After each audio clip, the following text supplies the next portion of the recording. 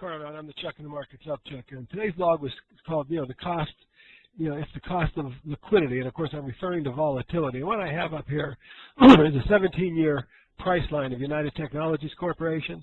And one of the things I point out in the blog is these are only monthly closing prices. My point is there's only 12 dots between each of these years that are marked on this chart. And what I just want you to see is the visual picture of the stock price line. It's always very erratic and very zigzaggy, as I say.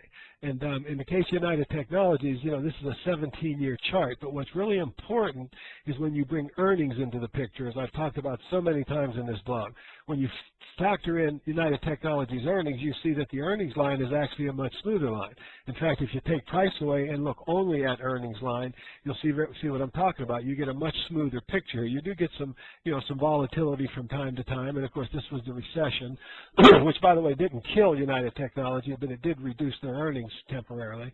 But the point is, when you bring the price line back in, you can see that the price line moves away from and back towards earnings, from time to time. It gets above it and it gets below it for periods of time, but ultimately it always, it tracks earnings and comes into line with earnings. Here we had the recession, we had earnings fall, the market overreacted, the earnings were better than the market, had given the stock price credit for, and of course the stock price now has moved back to earnings.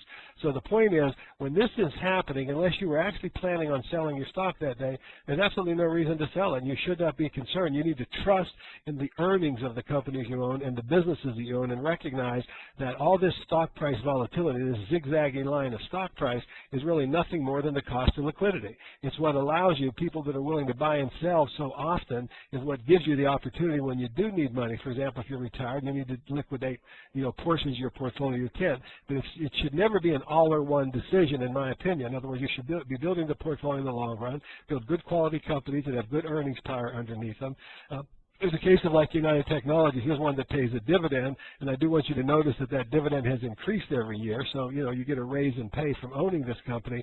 But these are the things that become really important in the investment process. If the stock dipped here, you don't have to sell the stock here. You can trust if you wait, the price is going to come back to its earnings justified level. What you need to be more worried about, in my opinion, is the overvalued periods.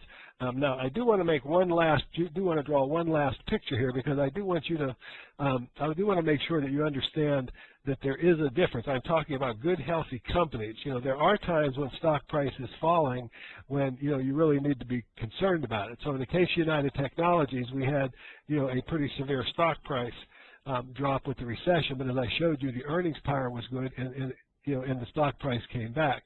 On the other hand, if I take a look at a company like General Electric, I want you to see that there was a different picture here, and I want to make sure that you understand I'm not talking about that. Again, earnings correlated. Here was this overvaluation I talked about where General Electric got ridiculously overpriced.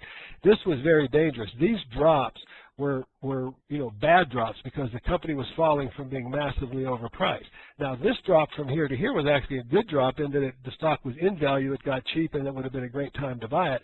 But the difference between General Electric and United Technologies, that those two companies that do compete in certain areas of their markets, General Electric had more of the toxic financial. They had a big financial division, and obviously their earnings collapsed and their stock price collapsed. This is a different point than just having what I call normal volatility. This was a real issue and something that you really should have been concerned about. Now, is General Electric going to come back? Probably.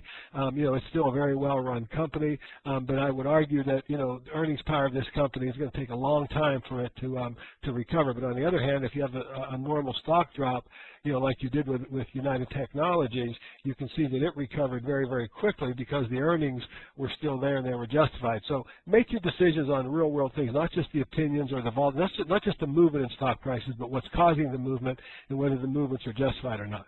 It's Chuck Carville saying thanks for listening, and look forward to talking to you again tomorrow.